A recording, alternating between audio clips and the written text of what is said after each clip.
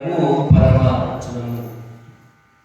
ఇక్కడ స్మరణ పట్టణంలో ఉన్న క్రైస్తవులు యూదుల వలన బహుశ్రమలు చూస్తున్నారు.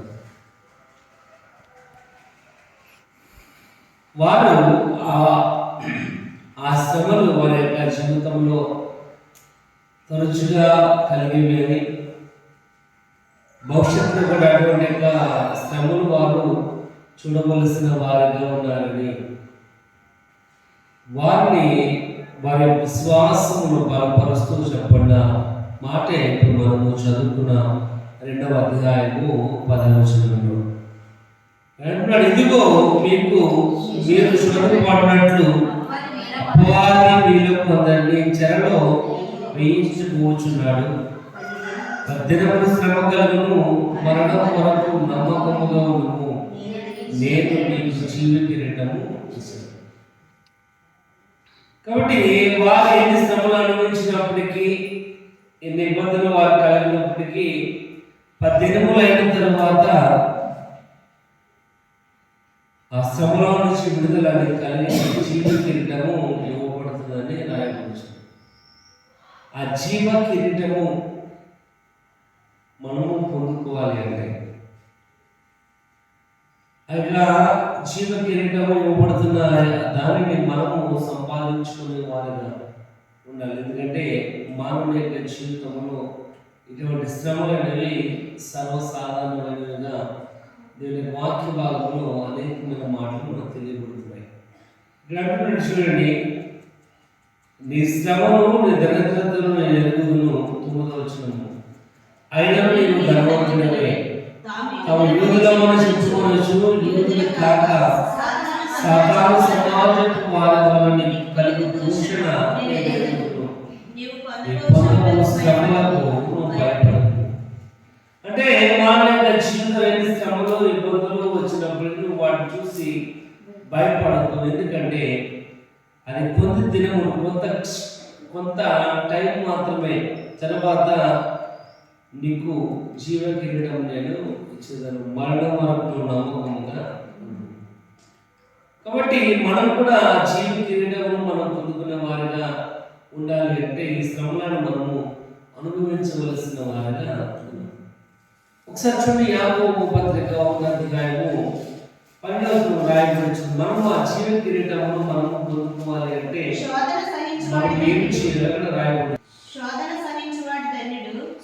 శోధన సహించువాడు ధన్యుడు,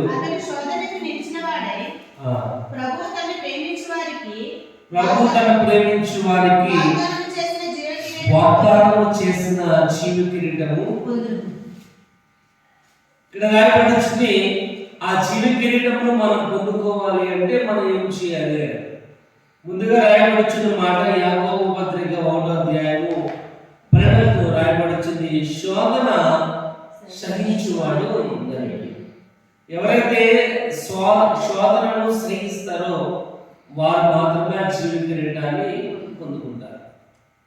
అంటే శోధనను సహించేవారుగా భరించేవారుగా ఉండాలి. ఎందుకంటే అది మన మానవ యొక్క జీవితంలో సర్వసాధారణమైనదిగా కనబడుతుంది. శోధన లేని వాడు ఎవరు కూడా లేడు. కాబట్టి మనం ఆ జీవ కిరీటమును పొందుకునే దానికి అర్హులుగా మనం ఉండాలి అంటే శోధన సహించాలి. సహించిన వాడు ధన్యుడు రాయబడుతుంది. అతడు శోధనకు నిలిచిన వాడే రాయబడుతుంది. అంటే శోధన వచ్చినప్పుడు తట్టుకునే వాడిగా ఉండాలి. ఒకడు ఇల్లు కట్టుకోవడానికి వెళ్ళినప్పుడు ఒకడు బండ మీద కట్టాడు, ఒకడు ఇసుక మీద కట్టాడు. ఇసుక మీద కట్టాడు, బండ మీద కట్టాడు. వాళ్ళందరూ కూడా మంచి పునాది వేయబడిన వారిగా వారి గృహాలు నిర్మించుకున్నారు. కానీ ఎప్పుడైతే వరద వచ్చిందో, తుఫాను వచ్చిందో, గాలి వచ్చిందో, ఆ ఇసుక మీద కట్టిన యొక్క పునాది అనేది శిథిలమైపోయింది. కానీ ఆ బండ మీద కట్టిన పునాది స్థిరంగా ఎన్ని ఇబ్బందులు వచ్చినా, ఎన్ని యొక్క వానలు వచ్చినా, తుఫాను వచ్చినా అది బండ మీద కట్టబడింది కనుక స్థిరముగా ఉన్నట్లుగా మనకు కనబడుతుంది. ఇక్కడ దేనిక వాక్యం రాయబడింది, శోధనలకు నిలిచిన వాడే అంటున్నాడు. అంటే శోధన వచ్చినప్పుడు మనం నిలబడాలి, సహించిన వాడు మాత్రమే జీవ కిరీటాన్ని పొందుకుంటాడు. 1వ కీర్తన 1వ వచనం రాయబడుతుంది, దుష్టుల ఆలోచన చెప్పున నడువక పాపుల మార్గమున నిలువక ఇక్కడ రాయబడుతుంది. ఎక్కడ చూసినప్పటికీ శోధన అనేది సహజంగా వస్తుంది. దుష్టుల ఆలోచన చెప్పున పాపుల మార్గమున నిలువక అపహాసములు కూర్చుండే చోటను ప్రియమైన వాళ్ళారా, విశ్వాసులకు మేలు కోసమే ఈ భయంకరమైన పరిస్థితులు అనేవి విశ్వాసకు మేలు కలగడానికి కోసమే అనేక రకాలైన పరీక్షలు అనేవి చేయబడుతూ ఉంటాయి. చూడండి, ఇక్కడ ఆదికాండము 22వ అధ్యాయంలో దేవుడు యెహోవా అబ్రహామును శోధించినట్లుగా ఆ శోధనకు అబ్రహాము నిలబడిన వాడుగా, ఆ శోధనను అతను భరించిన వాడిగా కనబడుతున్నాడు కనుక విశ్వాసము తండ్రిగా దేవుడు యెహోవా అబ్రహామును ఏర్పాటు చేసినట్లుగా మనం చూడగలం. ఇక్కడ ప్రియమైన వాళ్ళ శోధన వచ్చినప్పుడు మనము నిలబడాలి. ఆ ఇబ్బంది వచ్చినప్పుడు మనము స్థిరమైన వారిగా ఉండాలి. ఏదైనా వాక్య భాగం రాయబడి పునాది మీద కట్టబడిన వారి స్థిరమైన జీవితమును మనము కలిగి ఉండాలి. ఒకసారి చూడండి, అదే యాకోబు పత్రిక 1వ అధ్యాయము 2వ వచనం చూద్దాం. మీ విశ్వాసము కలుగు పరీక్ష ఓర్పు పుట్టించి రాయబడుతుంది. విశ్వాసము కలుగు పరీక్ష ఏం చేస్తుందంటే ఓర్పును పుట్టిస్తుంది. కాబట్టి ఇక మరి విశ్వాస జీవితం అనేక శోధనలు మనం సహించము, ఆ శోధన మనకి ఓర్పును కలిగించే విధంగా ఉంటుంది. ఆ కిరుమల రాయబడి మీరు నాలుగు విధమైన శోధనలు పడినప్పుడు అది మహానందముతో ఎంచుకోవాలి. ఎప్పుడైతే శోధన వచ్చిందో మనము దాన్ని ఎలా స్వీకరించాలంటే సంతోషంగా స్వీకరించాలి. ఎందుకంటే శోధన అనేది మన దగ్గరికి వచ్చిందంటే దేవుని యొక్క ప్రణాళిక అనేది మన మీద ఉందండి. ఎందుకంటే మనకు బాగా పరిచయమైన వ్యక్తి యోబు యొక్క జీవితం ఒకసారి మనము ఆలోచన చేసినట్లయితే దేవుని యొక్క ఆధీనం లేకుండా సాతాను ఎన్ని ప్రయత్నాలు చేసినా అన్న దగ్గరికి చేరలేకపోయింది. ప్రియమైన వాళ్ళ దేవుని యొక్క ప్లాన్లు అనేక పర్పస్లు ఎప్పుడైతే మనం ఉంటున్నామో ఆ వచ్చిన శోధనను మహానందముగా మనము ఎంచుకునే వారిగా ఉండవలసిన వారిగా ఉన్నామని ఆ వాక్య భాగం రాయబడుతుంది. 4వ వచనంలో మీరు సంపూర్ణులను అనాథులను ఏ విషయములను కుదురలేని వారైనట్లు ఓర్పు తన క్రియను కొనసాగింపలేని. ప్రియమైన వలన ఆ జీవ కిరీటమును మనం పొందుకోవాలి అంటే రాయబడుచున్న మాట శోధన సహించేవారు ఉండాలి, శోధన నిలబడేవారు ఉండాలి. కానీ మనం ఎలాంటి వారు ఉంటామంటే శోధన వచ్చిందంటే మనం దాన్ని చూసి పారిపోతున్నాం కనుక దాని యొక్క ప్రభావం మన మీద ఎక్కువగా ఇక్కడ దేవుని యొక్క వాక్యం ఎప్పుడైతే ఆ శోధన ఎప్పుడైతే మనం చూసామని చాలా చిన్నదిగా కనబడుతుంది. ప్రయాసడి భారం మోసుకునే సమస్యలా విశ్రాంతిని కలిగిస్తాం. విశ్రాంతి అంటే బలం. ప్రియమైన వల్ల దేవుని వాక్య భాగం రాయబడుతుంది. ఆ జీవ కిరీటము మనం పొందుకోవాలి అంటే ఒకటి శోధనను సహించే వారిగా ఉండాలి. 2 కొరింథీయులకు 2వ రాసిన పత్రిక 4వ అధ్యాయము 17వ వచనం చూద్దాం. దృశ్యమైన వాటిని ఇక్కడ రాయబడుతుంది, దృశ్యమైన వాటిని చూడక. అంటే కనబడే వాటిని మాత్రమే చూడటం కాదు, కానీ అదృశ్యమైన వాటిని నిదానించి చూసినట్లయితేనే ఆ శోధనకు మనము నిలబడే వారిగా కనబడుతుంటాం. దృశ్యమైనవి అంటే మనకు కనబడేవి, వాటి మీద మనం ఆధారపడడం కాదు. మనం కనబడే వాటి మీద నేను మనసును పెట్టడం కాదు. కనబడిన వాటి దేవుని యొక్క క్రియల మీద ఎప్పుడైతే నువ్వు నిర్ధారించి చూస్తావో అప్పుడు శోధనను సహించేవాడుగా, శోధనను భరించేవాడుగా నువ్వు కనబడుతూ ఉంటావు. ఎప్పుడైతే శోధనను భరించి ఉన్నావో, సహించావో ఆ జీవ కిరీటం కలుగుతుందని దేవుని యొక్క వాక్య భాగం రాయబడి. అందుకే చూడండి 66వ కీర్తన 12వ వచనం చదువుతున్నాం. శ్రమలు ఇబ్బందులు మా మీదకి వచ్చినప్పటికీ ఆయనను అంటున్నాడు. అంటే ఎన్ని జరిగినప్పటికీ మన యొక్క జీవితంలో ఆయన సమృద్ధి గల చోటికి మనల్ని నడిపించేవాడు ఉన్నాడు. ప్రియమైన వాళ్ళ ఆ ప్రకటన 2:10 చెప్పబడినట్లుగా ఆ కొద్ది దినములే మన యొక్క జీవితం శ్రమ కలిగినప్పటికీ రాయపడచ్చు జీవ కిరీటం మనం పొందుకునే వారు ఉండాలి అంటే శోధనను సహించే వారిగా ఉండాలి. రెండుగా రాయపడుచున్నది యాకోబు పత్రిక 1:12 శోధన సహించేవాడు ధన్యుడు, అతను శోధనను నిలిచిన వాడై ప్రభు తను ప్రేమించేవాడిని వాగ్దానం చేయకుండా జీవ కిరీటము పొందుకోవాలి. రెండోది రాయబడుచుంది ఆ జీవ కిరీటం మనం పొందుకోవాలంటే మనం దేవుని ప్రేమించే వారే ఉండాలి. దేవుని ప్రేమించాలి.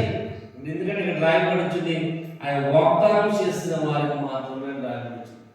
మనం ఆ వాగ్దాన పుత్రుడిగా ఉండాలి అంటే దేవుని మనము ప్రేమించిన వారు ఉండాలి. ఆయన చేసిన వాగ్దానం ఏంటంటే ఆ జీవ కిరీటము. ఆ జీవ కిరీటం మనం పొందుకోవాలంటే మనం దేవుని ప్రేమించే వారు ఉండాలి. ఎందుకంటే ఆ యొక్క విశ్వాసము ఆ యొక్క భయంకరమైన పరిస్థితుల్లో, భయంకరమైన గడ్డు కాలంలో మనము పడిపోకుండా స్థిరమైన వారు ఉండాలి అంటే మనం దేవుని ప్రేమను పొందుకునే వారు ఉండాలి, దేవుని ప్రేమించే వారు ఉండాలి. ఎందుకంటే మానవులమైన మనము తొట్టిల్లిపోతూ ఉంటాం, మానవులమైన మనం అనేకసార్లు పడిపోతూ ఉంటాం. ప్రియమైన వాళ్ళ మనం మన విశ్వాస జీవితంలో పడిపోకుండా స్థిరమైన వారిగా మన విశ్వాసాన్ని కాపాడుకున్న వారు ఉండాలంటే మనం దేవుని ప్రేమించే వారు ఉండాలని ఆయన వాక్యాలను రాయబడుతుంది. సువార్త 12 చూడండి 32 చదువుకున్నాం. 12 32 మీకు రాజ్యం అనుగ్రహించుటకు మీ తండ్రికి ఇష్టమైనది. ఇక్కడ రాయబడుతుంది చిన్నమంత భయపడవద్దు, ఎందుకంటే నీకు రాజ్యం ఇవ్వాలని, నీకు రాజ్యము అనుగ్రహింపబడాలని దేవుని యొక్క ఇష్టమై, అంటే మన రాజ్యంలో వారసులు ఉండడము దేవుని యొక్క ఉద్దేశమై ఉంది కనుక ఆ జీవ కిరీటమును మనం పొందుకునే వారు ఉండాలి అంటే ఆ రాజ్యమునకు కారణమైన దేవుని మనము ప్రేమించేవారుగా ఉండాలి. దేవుని యొక్క ప్రేమను పొందుకునే వారు ఉండాలి. ఎందుకంటే చూడండి 2 పేతురు 2 చూద్దాం. 2 పేతురు రాసిన 2వ పత్రిక 2వ అధ్యాయము 9 చూద్దాం. తప్పించుటకు దుర్నీతి పరులను దురాశ కలిగిన శరీరానుసారము నడుచుకొనుచు ప్రభుత్వము నిరాకరించు శిక్షలో ఉంచబడిన వారిని జనము కావలి ఉంచుటకును ప్రభువు సముద్రం రాయబడుచుంది. శోధనలో నుండి తప్పించుటకు అని రాయబడుచుంది. అంటే ఉన్న శోధనను తప్పించుకోవడానికి ప్రభు మాత్రమే సమర్థుడు. ప్రియమైన వాళ్ళగా అందుకే నాలుగు గ్రంథము 3 రాయబడుచుంది. మా దేవుని మమ్మల్ని రక్షింపకపోయినను పర్వాలేదు, ఈ భయంకరమైన వేడికల ప్రదేశంలో నుండి ఆయన మమ్మలను కాపాడకపోయినా పర్లేదు, కానీ రాజా మేము మాత్రము పెట్టిన యొక్క ఊరికి మాత్రం మేము నమస్కారము రాజాను బిడ్డ విగ్రహానికి నమస్కారం చేయదు, కానీ మా దేవుని మమ్మల్ని కాపాడకపోయినా పర్వాలేదు, కానీ ఆయన మమ్మల్ని కాపాడడానికి సమర్థుడు, రక్షించడానికి ఆయన సమర్థుడు అని అంటున్నారు. దేవుని వాక్యం రాయబడి శోధన నుండి తప్పించుకున్నటకు ప్రభు సమర్థుడు కనుక ఆ సముద్రుని ప్రభువును మనము ప్రేమించే వారు ఉన్నట్లయితే దేవుని వాక్యం సెలవుచ్చినట్లుగా ఆ జీవ కిరీటంలో మనం పొందుకునే వారిగా ఉండగలిగి దేవుని వాక్య భాగం రాయబడి చూడాలి. 1 సాక్షిగా దేవుడు కొంచెం కాలము శ్రమపడిన పిమ్మట తానే పరిపూర్ణులుగా చేసి స్థిరపరిచి రాయబడుచుంది. ఆ సర్వ కృపానిధి దేవుడు, ఆ సర్వశక్తిమంతు కలిగిన దేవుడు కొంచెం కాలం శ్రమపడిన తర్వాత, అంటే ఈ భూమి మీద కొద్ది కాలం మాత్రం మనము శ్రమపడిన పిమ్మట ఆయనే మనను పరిపూర్ణులుగా చేసి స్థిరపరిచి బలపరచగలవాడు. వీమైన వాళ్ళగా అంటే యొక్క కృపను మనం కలిగి ఉండాలంటే మనం దేవుని ప్రేమించే వారుగా శోధనలకు నిలబడే వారు ఉండాలి. అప్పుడే ఆ జీవ కిరీటం మనము పొందుకునే వారు ఉంటాం. కానీ ఇక్కడ వాక్య భాగం రాయబడుచున్నట్లుగా ఆ స్మరణ పట్టణంలో ఉన్న యూదులు ఎంతగా యూదుల వల్ల ఎంతగా అయితే క్రైస్తవులు ఇబ్బంది పడుతున్నారు, కష్టపడుతున్నారు. అక్కడ ఆయన అంటున్నాడు, కొంతకాలం మాత్రం 10 దినములు, కొన్ని దినములు శ్రమ పడిన తర్వాత మరలా మీ కచ్చిలు కిరీటం అనేది పడుతుంది. ప్రియమైన వాళ్ళ చూడు ఒకసారి ముందు చూద్దాం. అదే వచ్చిన చదువుకుందాం. 2:10 కొందరిని చెరపట్టపోచున్నాడు. 10 దినములు శ్రమ కలుగును, మరణం వరకు నమ్మకముగా ఉండు. 3వ రాయబడుతుంది, మరణం వరకు నమ్మకముగా. లాస్ట్ బ్యూటీ, ఆఖరి యొక్క క్షణం వరకు కూడా మనము నమ్మకమైన వారిగా ఉండాలి. ఎందుకు ఆఖరి క్షణం వరకు మనం నమ్మకంగా ఉండాలి అంటే, ఏ క్షణమున ఏం సంభవిస్తుందో మనకు తెలియదు, ఏ క్షణమున ఎలా ఉండబోతుందో తెలియదు, ఏ సమయమున మనము ఉండబోతాము, మనం ఉంటాము లేదన్నది గ్యారంటీ లేని మన యొక్క జీవితం. మన యొక్క జీవితం నీటి పొడుగు లాంటిది, మన యొక్క జీవితం గడ్డి పువ్వు లాంటిది. అది త్వరగా వాడిపోదు, త్వరగా అంతరించిపోతుంది. అది ఏ క్షణమున ఏం సంభవిస్తుందో తెలియదు. అందుకే సామెతలు అంటారు, నరుని యొక్క ఆయువు దేవుడు పెట్టిన దీపము అని. ఆ దీపం ఎప్పుడు ఆగిపోతుందో తెలియదు. అలాగే గ్యారంటీ లేని మన కనుక దేవుని వాక్య భాగం రాయబడుతుంది, మరణం వరకు నమ్మకముగా ఉన్నట్లయితే ఆ జీవ కిరీటాలను మనము పొందుకునే వారికి ఉంటాం. ఎందుకు మరణం వరకు నమ్మకంగా ఉండాలంటే, యోహాను సువార్త 16వ అధ్యాయము 33వ వచనం చూద్దాం. ఈ మాటలు మీకు చెప్పుచున్నాను, లోకములో మీకు శ్రమ కలుగును, ఆయనను ధైర్యం తెచ్చుకును, లోకమును జయించున్నా. ఇక్కడ రాయబడిన లోకములో మీకు శ్రమ కలుగును. లోకములో మీకు శ్రమ కలుగుతుంది కనుక మరణం వరకు నువ్వు నమ్మకంగా ఉండాలి. మరణం వరకు నువ్వు నమ్మకంగా ఉండాలి. అందుకే పోరాడుతున్నాడు, నా విశ్వాసం నేను కాపాడుకున్నాను, నా విశ్వాసం స్థిరపరుచుకున్నాను. కాబట్టి మరణం వరకు నమ్మకం ఎందుకు ఉండాలి అంటే, లోకంలో నీకు శ్రమ కలుగును, లోకంలో నీకు ఇబ్బంది కలుగుతుంది కనుక వాక్య భాగం రాయబడితే లోకమును జయించున్నాను. ఆయన నీ ముందు ఒక మాదిరికరమైనగా లోకము జయించి ఉన్నాడు కనుక నువ్వు కూడా మరణం వరకు నమ్మకముగా ఉండాలి. ఆయన ఏ పని అయితే కలిగి భూమి మీదకి వచ్చి ఉన్నాడు, ఆ యొక్క పని నిమిత్తము ఎన్ని శ్రమలు ఇబ్బందులు ఆయన యొక్క జీవితంలో కలిగినప్పటికీ, ఎన్ని అవమానాలు ఆయన భరించినప్పటికీ, అనేక మంది అతన్ని హాల చేసినప్పటికీ, అతను కొట్టినప్పటికీ, పిడిగుద్దులు గుద్దినప్పటికీ, తన దేహం అంతా కూడా నల్లగొట్టబడినప్పటికీ ఆయన తన పనిలో మాత్రము వెనుకగా ఉండలేడు. ఇప్పుడు ఆఖరి క్షణం వరకు కూడా ఆ శిలువ మీద తన ప్రాణాన్ని అర్పించడానికే చూస్తాడు తప్ప మానవులకు విమోచన కోసం. ఎందుకంటే ఆ యోహాను బాప్తిస్మం అంటున్నాడు 1వ అధ్యాయంలో, ఆయన చూడగానే లోక పాపం మోసుకుని పోవు దేవుని. కాబట్టి ఆయన అటువంటి గొర్రె పిల్లగా నీ పాపములన్నీ కూడా ఆయన భరించి పస్కా పశువు వలె నీకోసం తన ప్రాణం అప్పగించుకున్నాడు కనుక అటువంటి ఆయన సెలవిస్తున్నాడు, లోకంలో మీకు శ్రమ కలుగును, అయినను శ్రమ కలిగిన వాక్య భాగం రాయబడితే లోకమును జయించున్నావు కనుక మీరు ధైర్యంగా ఉండు. ప్రియమైన వాళ్ళ దేవుని వాక్య భాగం సెలవిస్తుంది, మరణం వరకు మనము నమ్మకముగా ఉన్నట్లయితే ఆ దేవుడి జీవ కిరీటమును మనము పొందుకునే వారిగా ఉంటాం. చూడండి, ఆన్సర్ 14వ అధ్యాయము 20 సంవత్సరాలకు ఒకసారి లోకం ఇచ్చినటువంటి మాత్రము ఇక్కడ రాయబడుతుంది, నా శాంతిని మీకు అనుగ్రహించి వెళ్తున్నా. అది లోకం ఇచ్చేటటువంటిది మాత్రము. కాబట్టి ఆ శాంతిని మనం పొందుకోవాలి అంటే మరణం వరకు మనం నమ్మకముగా ఉండాలి.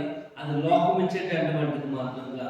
అందుకే రాయబడి మనుషులను ఆశ్రయించుట కంటే ఆశ్రయించుట మేము, రాజు నమ్ముకున్నట కంటే నమ్ముకున్నట మేము. ఎందుకంటే ఈ భూమి మీద మనము మరణము చెందే వాళ్ళ వరకు కూడా నమ్మకంగా ఉన్నట్లయితేనే, అంటే ఏ మనిషి మీద మనం ఆధారపడుతున్నామంటే మనుషులకు సహాయము వ్యర్థం. వారు కొంతకాలం వరకు సహాయం చేయాలి, కానీ జీవితాంతం సహాయం చేయాలంటే అది దేవుడు తప్ప ఎవరు కూడా లేడు. కనుక మరణం వరకు నమ్మకముగా ఉండాలి. ఒకసారి చూడండి, 1 పేతురు 1వ అధ్యాయము 6వ వచనం చదువు. అవసరమును బట్టి నానా విధములైన శోధనల చేత ప్రస్తుతము కొంచెం కాలము మీకు దుఃఖము కలుగుతుంది. రాయబడుతుంది, ఇందువలన మీరు మిక్కిలి ఆనందపడుతున్నారు, చాలా సంతోషంగా ఉన్నట్లు కనబడుతున్నారు. కానీ ఇక్కడ రాయబడుతుంది, అవసరమును బట్టి నానా విధములైన శోధనల చేత. ఏంటంటే అవసరమును బట్టి దేవుని వాక్యం రాయబడి, అవసరమును బట్టి మీరు నానా విధమైన శోధనల చేత ప్రస్తుతము కొంచెం కాలం మీకు దుఃఖము కలుగుతుంది. అమ్మా, కొంచెం కాలం ఏంటంటే దుఃఖము కలుగుతుంది. కింద మనం రాయబడుతుంది, నశించిపోవలము అగ్ని వలన శుద్ధపరచబడుతుంది. ఎందుకంటే బంగారం దేని శుభ్రపడుతుంది, అగ్ని వల్ల శుభ్రపరచబడుతుంది.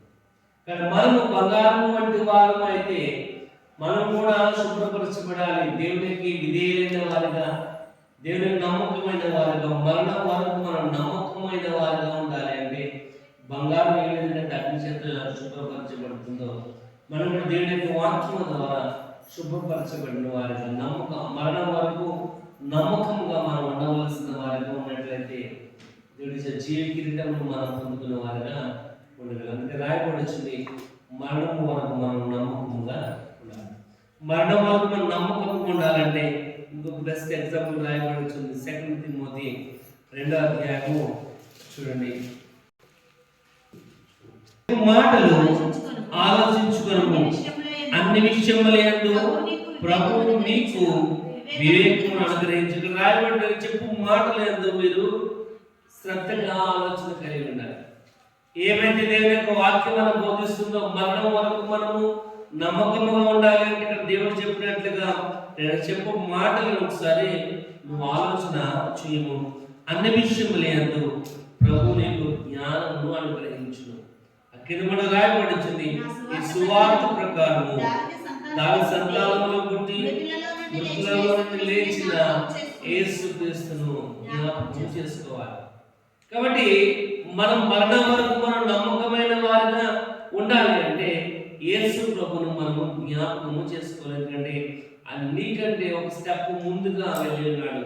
నువ్వు భరించవలసిన అవమానము, శిక్షను ఆయన భరించి ఉన్నాడు. కనుక 53వ యెషయాలో రాయబడుతుంది, అతడు పొందిన దెబ్బల చేత మనకు స్వస్థత అనేది కలుగుతుంది. కానీ నువ్వు నువ్వు ఉండవలసిన స్థానంలో ఆయన ఉండి నీకు ప్రతిగా ఆయన తన ప్రాణాన్ని అప్పగించి ఉన్నాడు. కనుక మరణం వరకు నువ్వు నమ్మకంగా ఉండాలంటే మృతులలో లేచిన యేసుక్రీస్తును జ్ఞాపకం ఉంచుకోవాలి.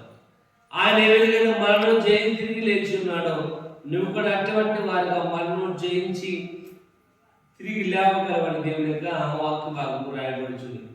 ప్రియమైన వారా, దేవుని యొక్క వాక్య భాగం సెలవిస్తున్నట్లుగా ఇది శోధన నిబంధనలు మన యొక్క జీవితంలో కలిగినప్పటికీ మరణం వరకు నమ్మకంగా ఉన్నట్లయితే ఆ జీవ కిరీటం మనం పొందుకునే వారిగా ఉంటాం. ప్రియమైన వాళ్ళు అక్కడ వాక్య భాగము ఇది మనం నేర్చుకున్నాం కనుక, ఒకటి శోధనను సహించి శోధనలకు నిలబడే వారిగా ఉండాలి. రెండోది రాయబడుతుంది, ప్రభుని ప్రేమించే వారికి ఉన్నారు. ఎవరైతే ఆయన ప్రేమించిన వారిగా ఉన్నారో వారు మాత్రం జీవ కిరీటం ఇచ్చే వారిగా కనబడుతున్నాడు. మూడవది మరణం వరకు నమ్మకం ఉన్నట్లయితే తప్పకుండా ఆయన జీవ కిరీటమును మనం పొందుకునే వారిగా ఉండగలమని దేవుని వాక్య భాగం రాయబడుచు